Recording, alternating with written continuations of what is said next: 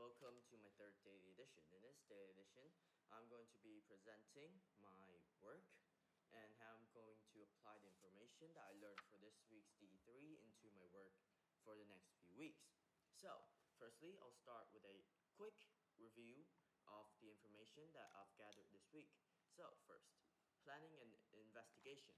This section focuses on making hypotheses and how we look at information and formulate plans on the spot.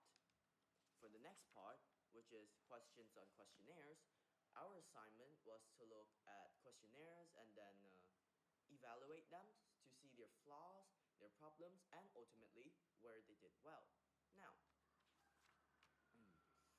the important thing, there are two main ways of bias that can happen in a questionnaire.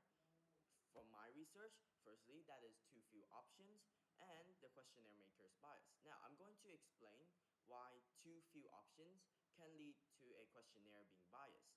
Now, when a questionnaire, let's say a soft drink company, there are 5 options, 4 are notable brands, but then 5 is like just other options.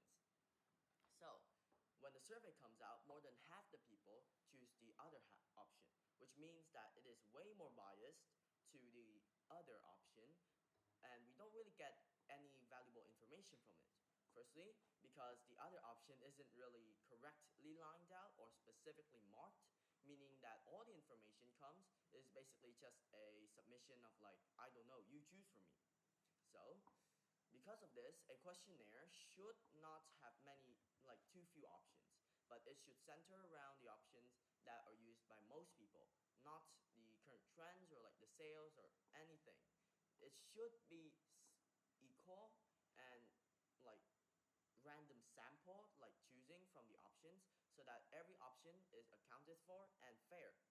Now, how will I apply all of these information for my work?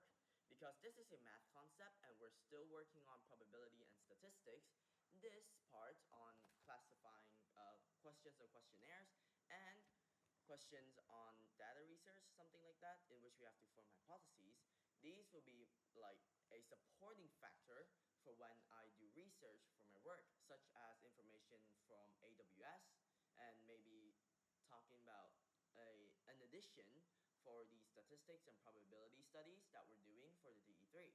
So that's going to be all for today's third daily edition video form. Thank you for listening, and that was what I learned for DE3 this week. So, thanks for listening.